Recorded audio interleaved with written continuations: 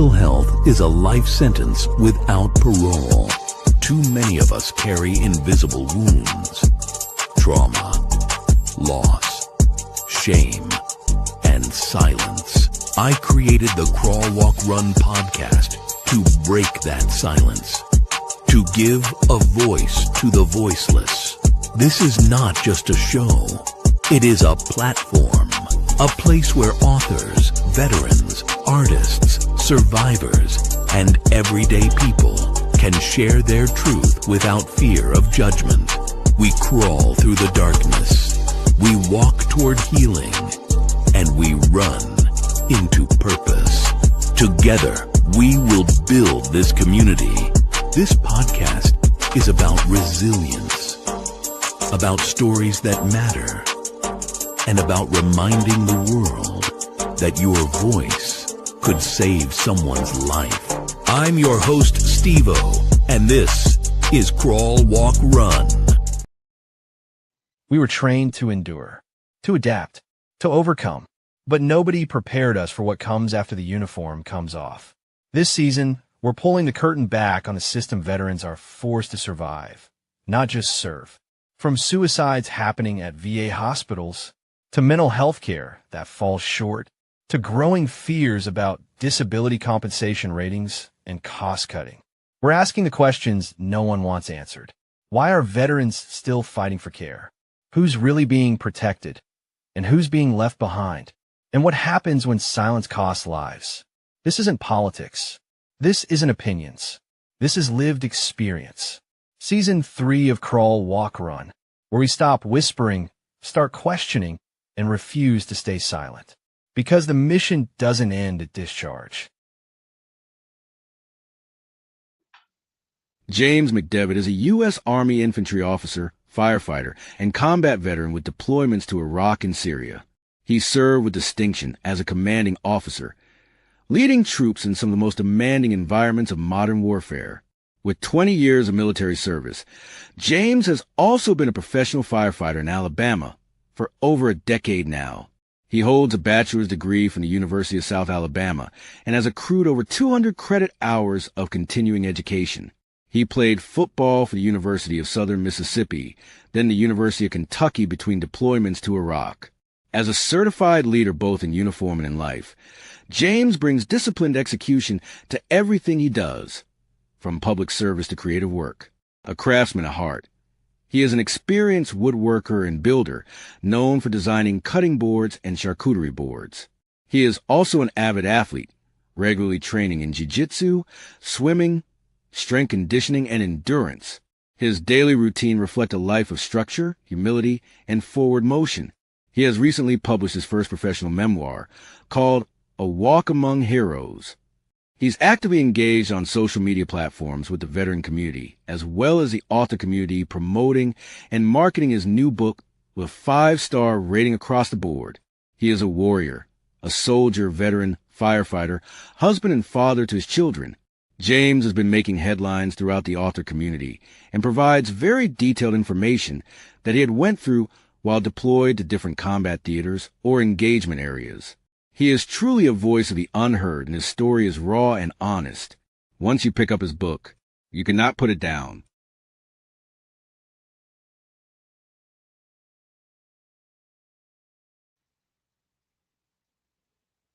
I am Steve-O, 1821 Productions, Voice of the Voiceless. How y'all doing today? And this is Crawl, Walk, Run podcast, season 3, episode 2. And I have the privilege to interview retired Captain James McDevitt. And the title is From Infantry Officer, Firefighter to Best-Selling Author. So let's not delay and let's bring in James. James, how you doing, man? Good. How are you? I'm doing all right, man. Interesting story. So first, I just want to say thank you for your service and your sacrifice. And man, I just can't believe I can't wait till you get into the firefighter thing. I just couldn't even imagine what goes through your mind when you are in fires and stuff. Thank you for your service as well. Yeah, man. It's something. So as I always start out my show, man, mental health is a life sentence without parole, and with coping mechanisms like this to help different veterans, man, this is what I try to do. So, what does crawl, walk, run mean to you, man? Uh, just a system of training. You start off slow, and then you get in the groove of things. So slow, then medium speed, you pick up, you start walking, and then you start running with it. So I guess you can say I've lived my life by that. Maybe thanks to the military, because that's what it starts with. Boot camp, crawling. You got to learn what you got to do, and the same with the fire department. You go through the academy, you start getting the feel for things, and then it takes you years before you can start running. And then once you start running, you don't stop.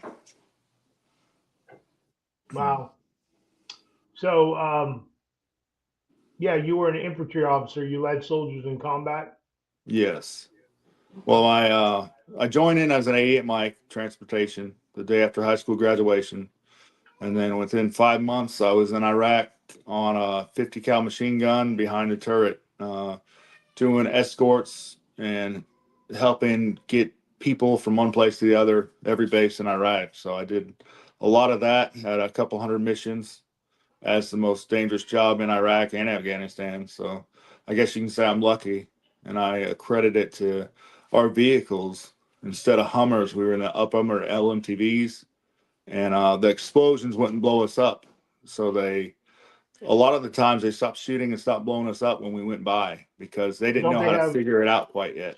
Yeah, they have like the V-shaped hole? because it was V-shaped. They didn't know how to Okay. quite get that. So right after I left, about two of our guys died in the same vehicles because they adapted, because the enemy is very smart and they're learning just like we do constantly. So I think Weren't that's what they saved my life weren't ultimately. they EFMPs? Yeah. EFM, you have EFPs. IEDs, and then they have EFPs, right? The ones that Yeah. like stick on the side and burn in. Yeah, the EFPs are copper. So copper melts through the metal like butter. So they went from IEDs, and later on, we didn't really have to worry about EFPs until my second deployment. And I was NCO with a quick reaction force on the base. I was in Spiker at that time, so it was about an hour north of Baghdad. But again, we had the same job to protect any and all those who were off base and in trouble, or if they broke down, it was our job to go get them. But later on in the war, that's when we had to worry about EFPs. But again, it's from the adaptation of the enemy. They found ways to try to take us out, and it was just a cat and mouse game the whole time of what we can do to update and what they can do to update to see who can get who first, and that's what it was. So I'm going to ask, what is trauma? What does it mean to you? Do you have trauma? And if you don't, Well, what I do think you we do to all help have people with trauma. trauma? Yep. We all have trauma somewhere or another, even if we never served. There's something in our life that gave us PTSD, and maybe we don't know how we got it or how we can control it or interact with it. But seeing a lot of death in my life with the fire department and the military, you just, yes, for me, I compartmentalize it. I talk through it. I let it out, so I don't. I think that's what's helped me. I've been able to talk about it, and there's no secrets. And I know that we all do things humans would do because we are humans. So dealing with it, a lot of the times I just thrust myself into being busy. So that's why I live a very active life, and I'm an achiever, because that was my way of coping with it. I just went on to the next thing and the next thing. So I didn't really give myself the time to actually dwell on it or let it affect me in a negative way. I try to see the positive in it, but we all have PTSD, even if we didn't serve, from something. And just how we deal with it and cope with it is what I think we're all trying to figure out. And there's a lot of organizations for that. The best one I've seen is the Warrior's Journey. So they've had over 4,000 interactions and a 99% success rate. And I haven't seen anything like that for veterans yet, because we've only lost under 5,000 in Afghanistan and Iraq, but we've lost over 50,000 to suicide. And I'm trying to be conservative. but it's when you get on that platform of being important and then stepping off into something that doesn't have a support system. A lot of our families are broken, so we come back to nothing. So if you can imagine, I know you have, where you're in the desert, worried about getting shot, fighting for a bigger purpose with a huge purpose, and then the next month you're stuck in traffic by yourself in the rain. And that's really hard to transition for a lot of us, especially when we don't have a support system or no one to go to. So I think it's really important for those that do suffer to come to terms with finding someone that will help, or someone who in a similar situation, and figure out how they cope with it. I think a lot of soldiers come back from the battlefield and like I did, I treated my family like the enemy. That's why I was at Walter Reed for a year. I had to go get psychological help, and I was like, my wife was like, "There's no way." I'm a psych nurse. She's a psych nurse, and she's like, "This is not happening." So I think because of my ex-wife telling me to go get mental health, it saved my life, man. So I'm glad you listen. yeah, And I think we all become distant, sort of, because we come back to someone who doesn't understand what we went through. So we sort of distance ourselves, either subconsciously or not. I did the same. And then I so sort of had to integrate back into it, and it took years to do so. what coping mechanism do you do? Like, I mean, like a lot of veterans take pills. What coping mechanism? Because I know that, like, I couldn't even imagine, man. Like, you seeing people unalive in fires, and then you have to come back. Like, do you talk to your wife about that? Well, Like, for me, it's mostly being active, trying to stay in shape, stay physically healthy. And then I got into jujitsu as well, so I can get out all of my aggression or my thoughts. And the best thing about jujitsu is you're not allowed to think while you're doing it, but it's a good way to relieve all that stress and coping with it. And I'll tell my wife, I'll let her know if I had a bad day or something happened bad. Well, when I come home, talking about it, I'll mention it some, but most of the time I just try to deal with it myself. I don't know, because that's how I've always done it. And a lot of the firefighters, they've seen it as well, or they see it with me. So that helps as well, having a support system of people that have been through stuff with me. does the firefighter system have counselors? They do, but unlike the military, it's just now becoming something that they've noticed, because with military and firefighting, firefighters see way more death and way more destruction by far, and this is monthly, than anything in Iraq and Afghanistan. That's usually temporary and maybe less than 5 minutes of combat, because it was a completely different wars from Korea or World War II, where it was constant action, or even Vietnam. But they're just now maybe surfacing the tip of any kind of support system, because out of So, my 10-year career, I haven't seen it. so you're telling me like the head firefighter people are like, "All right, man, go back into fire." Yes. Oh Uh, man, Most of the time it's like that. We're just now getting places where, like, hey, if you need help, you can go contact this. But no, it's very, very few and far in between for firefighters. It's in military, that's all they stress about constantly. But for firefighters, we had one of our firefighters kill himself by giving himself 2 IVs of bleach. And we're the ones to find him too, because we're the ones responding. So we had to find our own man kill himself. And that's got to be one of the most horrific ways I've heard, because that's straight up pain into your veins. So yeah, we have to deal with it. We find our relatives, family members, because we're the ones responding. So we're oh the then you ones have that to have to like tell their prepare friends the, that, yeah, yeah. you got to prepare the funeral and all that, and get in all your firefighter dress uniforms, and I Yep. get that. Okay, so um, you were active, now you're reserve, and are you planning? So the last question is, how is the military transition going? Are you planning? Are you sitting down with your wife? Are you sitting down with the command and like, I don't know how long you have left, but like, are you preparing? Are you doing your evaluations for disability? All Well, that for stuff. us, it's just for National Guard and Reserve, it's basically we just fade away. That's not active duty. It's not like a huge deal. I'm not gonna have a retirement ceremony. I'm just gonna turn in my paperwork, turn in my stuff, and then transition not into the military anymore, which I've never done. But yeah, I've let my wife know, and then I said no to my second command because they wanted me to take a unit to Egypt, and that was right after I got married and I'm about to have a kid, and I'm like, now that I have the choice, I'm gonna pick family first. So I said Oh no, yeah, man. even though it was my favorite unit, and they all wanted me to be their commander, and it was rough, but it also wasn't a war zone. I don't know. That would have made it a lot harder decision for me, but I'm hoping that I would have chose the right decision and stay on with my family because I've done my time. And for most of us, we're just chasing what we had, and we have to realize that it's time to. And you know what? And people don't realize that the National Guard and Reserves, man, well, the reserves, but the National Guards are here in the States, right?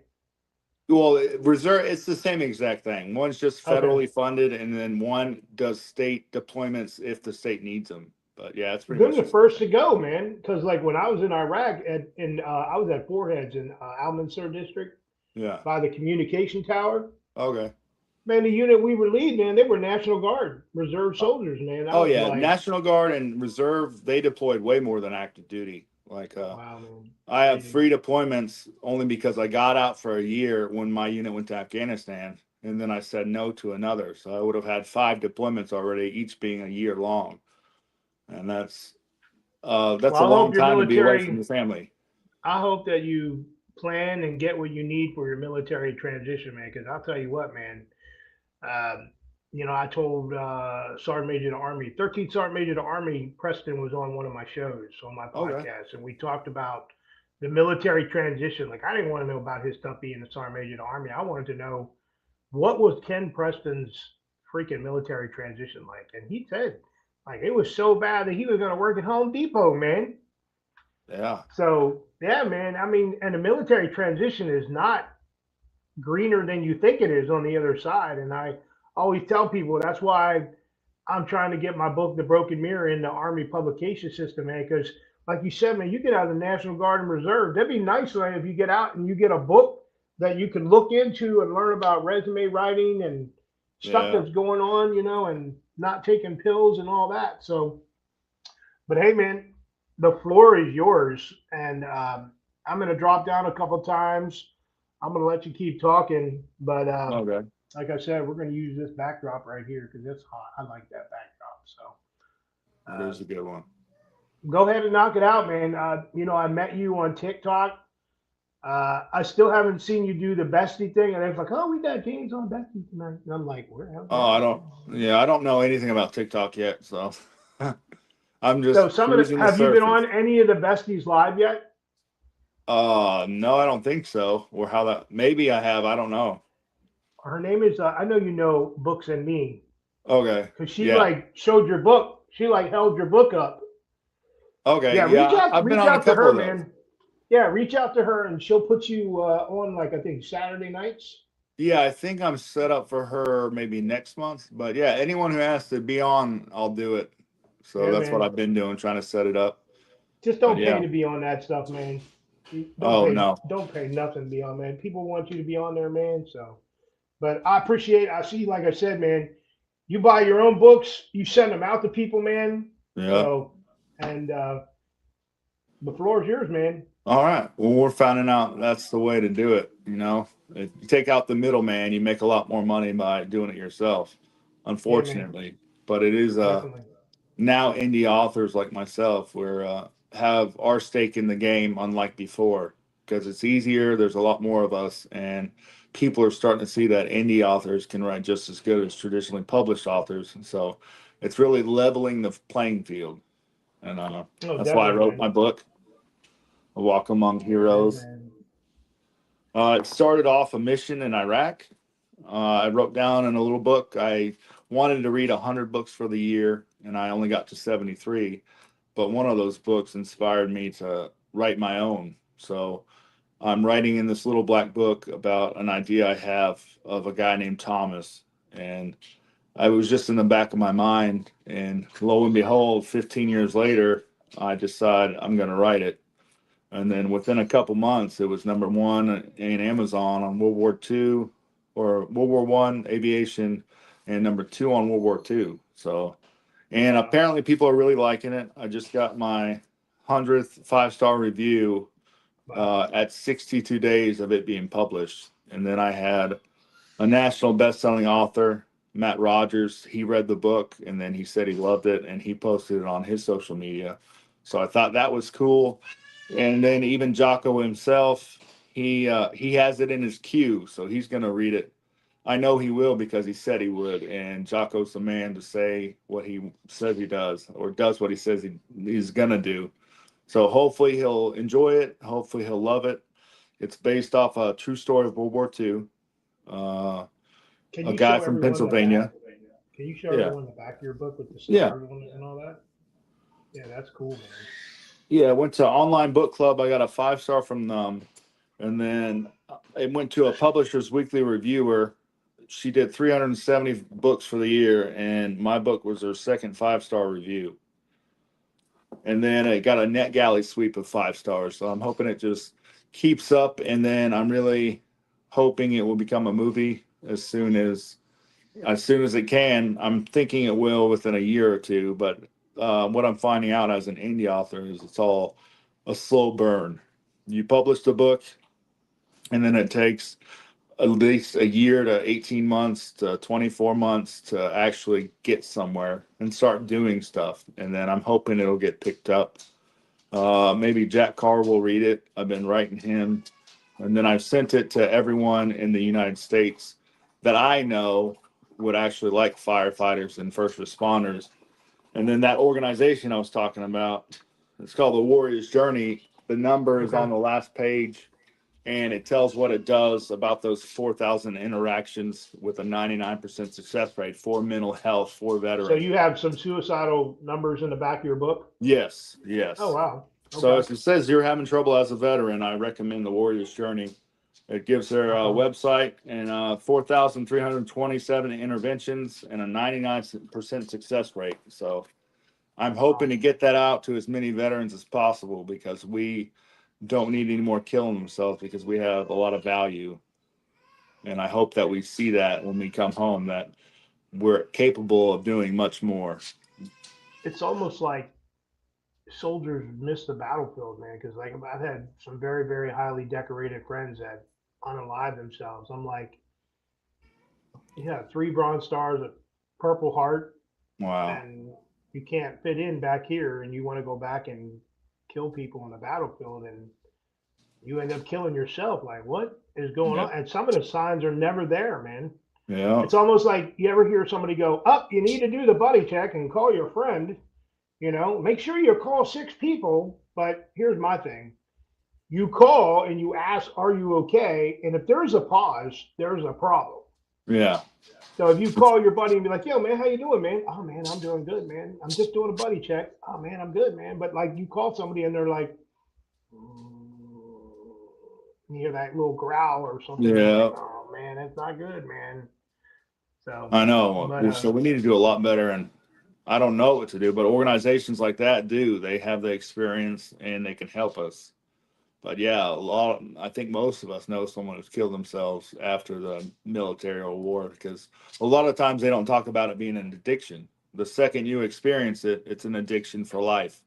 And to let go of that is real hard. And you spend your whole career chasing it. Like even after 21 years, I still want to get a piece in the action. Like it's still appealing to me. And I think it is for all veterans. But like you said, coming home, we're often alone and we don't know what to do or who to contact. And then we're taught, or at least we were, our whole career to just shut up and suck it up, keep moving forward. And a lot of us reach the breaking point where we don't want to. And we think that suicide is the best option or a viable option, unfortunately. But hopefully I can do stuff and you can do stuff that we can stop at least a couple from doing it. And then hopefully that'll catch on, because it's to lose that and we're not even losing them at war is a huge problem. And I hope that we can somehow combat that. This is the picture on the back of your book, right? No, that's the picture. This is the picture in the back of my book from Okay. behind the Heskos in Syria. And that one's, I'm at Fort Benning in infantry officer school. Okay. Good- Were good you old airborne Fort and all Benning. that? No, I skydived with the Silver Wings, and I had a 5-year stint with the 20th Special Forces Forward Support Group. But my slot to airborne, the Green Berets canceled because I had a connection and they didn't, so they didn't really like it. So, Oh wow. but Are you I air skydived with assault? them. Are you No, air assault? Okay. no, no. You're like me. You're a dirty, nasty leg. Yep, I'm just a dirty, nasty leg. But That's me, man. That's me, man. That's me that's too, most of man. us. Never a light fighter. I was always heavy, man. A lot of my friends in 82nd, man, are all light fighters. I'm like, Yeah, yeah. and they still got like that mentality too, man. Well, I prefer being on the ground for now. Okay. I do plan on getting my pilot's license this year, so I'm going to be up in the air with that. Yeah, I think I'll enjoy that a lot. So All right, maybe man. a So leg, but I'll still be a you pilot. you are a firefighter. I Yes. couldn't. You're my first firefighter, and I am waiting to hear what goes through your mind, like when you go and see some of the stuff that you see. Well, like a month ago, I saw a tenant shot his, no, a landlord shot his tenant with a shotgun to the face. And that's just in the middle of the night, you get a call, and that's what you end up getting. And unfortunately for him, a month later, I end up at the same house, and the cops are there. And they're like, yeah, we're trying to do a welfare check on this guy. And I'm like, you're not going to find him because he's dead. So a month later, someone finally reached out to realize that their family member was dead. And the cops didn't even know. I had to tell them. But it's definitely surreal when you go from sleeping in a bed to like this picture right here. I was in my bed asleep, and then with 8 minutes, I'm in a fire getting burned looking for a little boy in that house fire right there. So I was the captain in charge. I had a crew of just two others. Well, I had a full crew that night, but only two other people. And this is what I arrived to. I get on scene, and the house already looks like this. So it had already flashed over. I look in the door to see where he is, the boy that's supposedly in there still. Fire from the floor to the ceiling. I walk in there and I'm met by a horrific, like a pushback of heat because it's that hot. So right in there, you see me, I'm doing my 360 and I run around to go to the house, the back door where the boy would be. And I'm told to go to the left. I go to the left. The other crew goes to the right, and they end up finding him in the doorway, and they bring him to the ambulance. But it's too far gone for this little boy by now, because it's already 1,200 degrees in there. It's all flashed over already. So I still think about it every day. I still think about what I could have done to have saved him or how fast I could have been. Because this picture, with less than a minute, we're in the house and the boy was out of the house in less than 3 minutes. And Which one is I, you? The one in the front? no, I'm the one on the right, in the middle. Okay. Okay. The one All on the right. front is my nozzle man. I told him to put some water on it because it was way too hot to enter from there. So then I have him put water on it while I take the other guy and we go with another truck crew to the back door, and that's when we enter. So that's what the house looks like from me being dead asleep. And then within 8 minutes, I'm dressed up walking in that.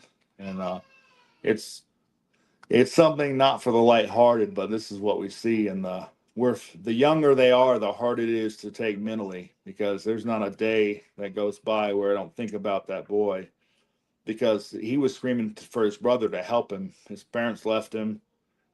They were at a bar and I guess they were cooking something. And then it was just a 12-year-old boy with his 5-year-old brother. And he couldn't So run we back and talked get him. earlier. You guys use drones, right? At fires? We do.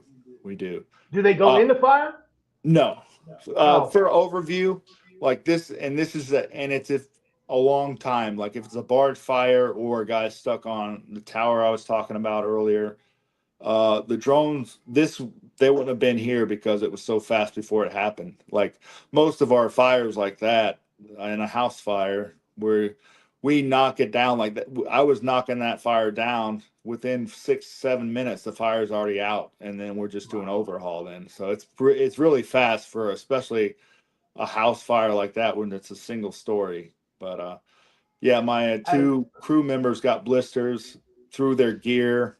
Uh, I got I didn't get burned, but I think it's because I go to the sauna a lot, so my body is a little bit better adjusted to high heat. But it's literally you walk in and you're burning. The guy jumped back. He said it's hot, and then I had to jump back with him and be like, "Are you okay? Let's go." And then you just go into it blind. And fighting a fire is also in the dark. All you see is the flames, but the smoke is so bad usually that we're fighting with our eyes closed. So a lot of people in shows will never represent that, but yeah, you're looking for a body in pitch black dark where the smoke has consumed everything. So you so can only there's not a see. lot of. I'm sorry. No, you're good. There's a lot of fire movies, but like you think Backdraft is probably one of the most realistic movies that was ever Well, made. for me, only because I'm biased and it's one of my favorite firefight movies. And my firefighting book I'm working on now, it's the title is called If You Go, We Go.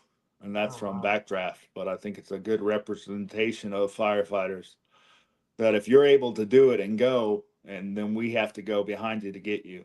But Are you it is, allowed? except for the whole you can see them all fighting the fire, and it's like because you have to. Are But you going to have a usually, lot of firefighting pictures in your new book? no, Okay. it's just gonna be the cover, and then the cover I made is AI. Uh, Okay. but it's realistic. It won't be a memoir or anything. It'll be fiction.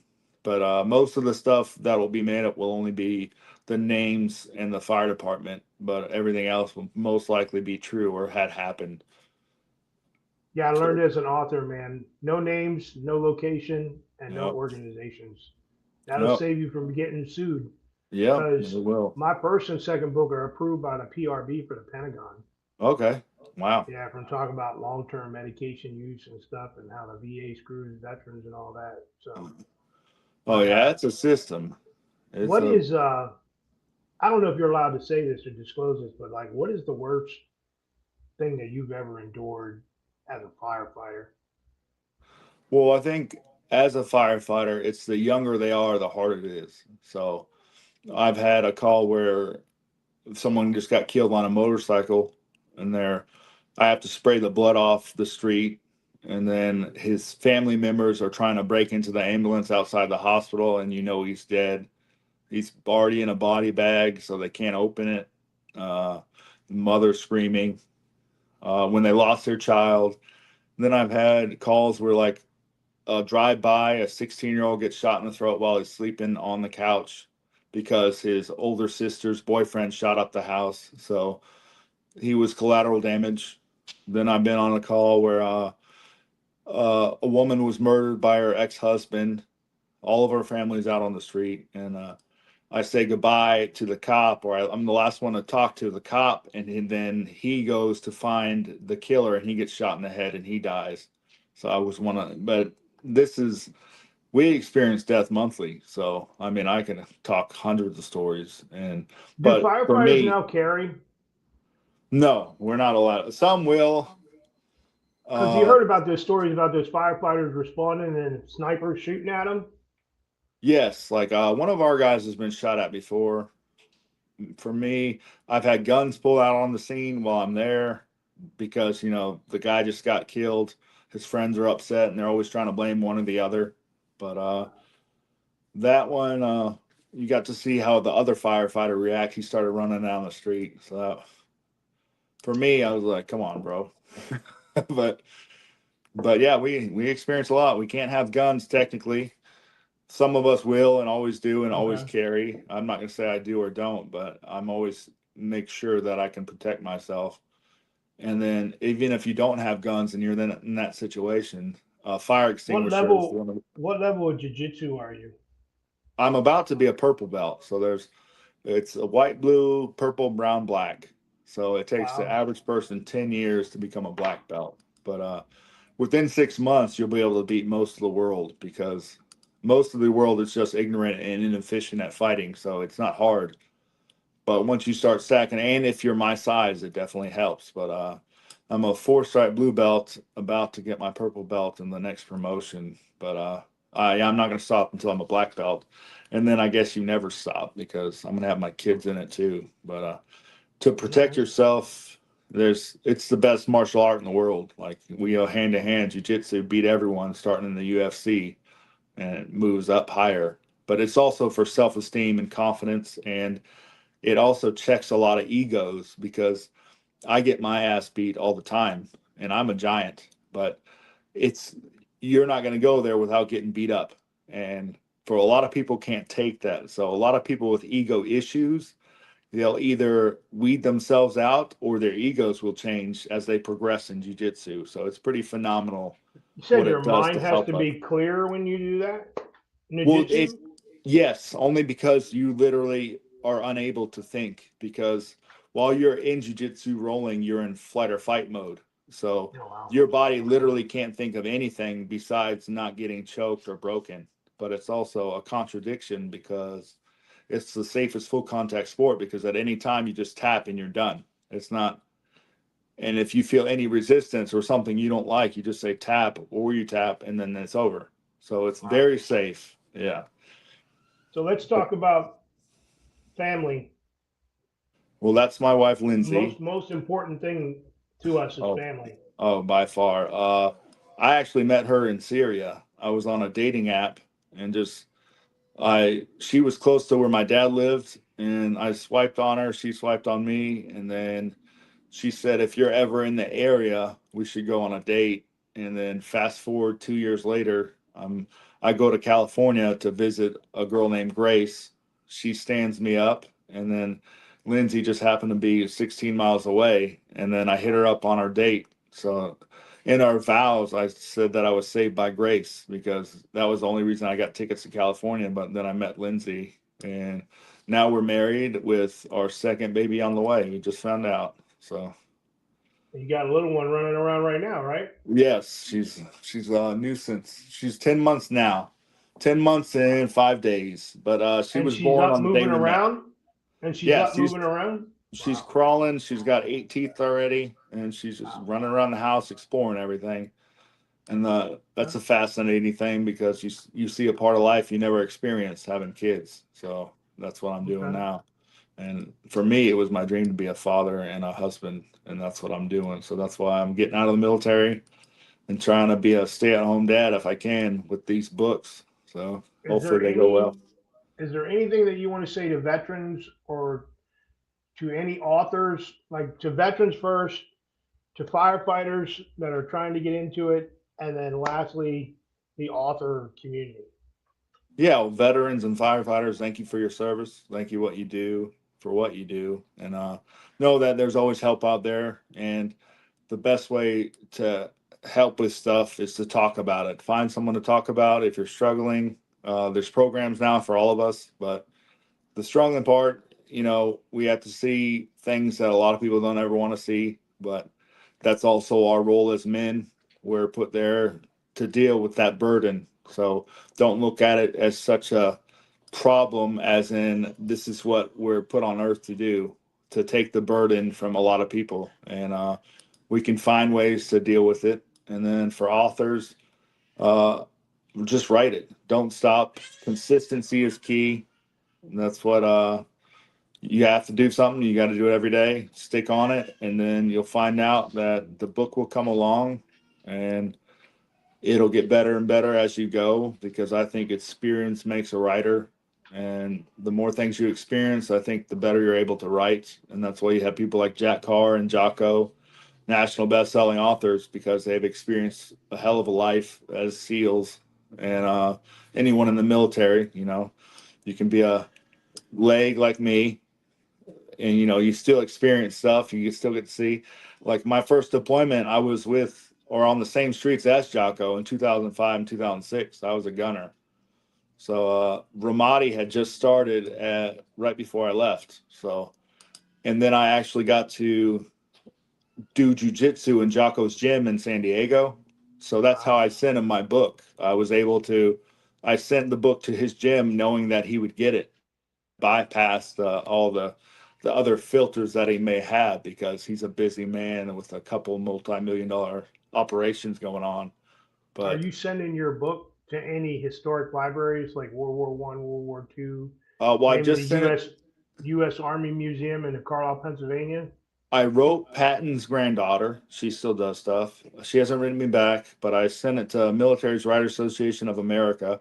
So they're about to review it. And then I sent it to a couple IPI awards and the Gala or the International Impact Awards. And then Gary Sinise, he wrote me back. He has it. So his foundation has been in contact with me.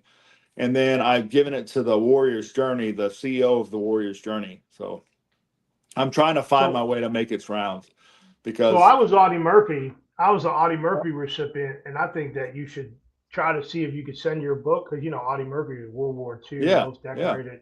You should send your book to the Audie Murphy, like I don't know. There's all kind of clubs out there, but there's got to be like a Audie Murphy commemorative type website. yeah. I want to try to Or do that too. Like yeah, if that'd be Patton's, cool, man. if his daughter gets back to me, I'm also going to Normandy this year, so I'm gonna pass it out to veterans and my coin to veterans for D-Day, because Oh, are there's you so gonna do few the? left. Are you doing the transport thing with the veterans? No, I don't know. What do you mean transport thing? Oh, veterans like you and me, they're can go on a website, and Normandy guys that fly over to the beach, Okay. they're escorted. Each of them have a veteran that escorts them. I have a buddy.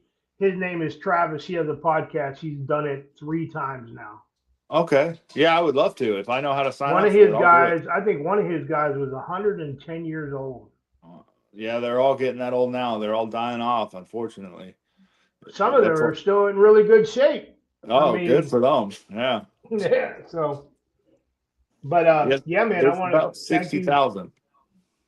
I want to thank you for coming on board, man. And I look forward to when is the audiobook coming? Are you going to do an audiobook for Yes, I your have. new They're book? doing it right now as we speak, so it should be out by February 1st or 2nd. Yeah, that's what So I'm going to next get. Because month I'm not it'll a be an book audiobook. guy. I'm not a book guy. I like listening to audio pieces because of my disability. Okay. So I will wait. But Yeah. Let me I know. sent you mine. So I hope when you have Yeah. time to listen to it, you tell me what you think. No, So I'll definitely get to it. And thank you for yeah, having me man. on.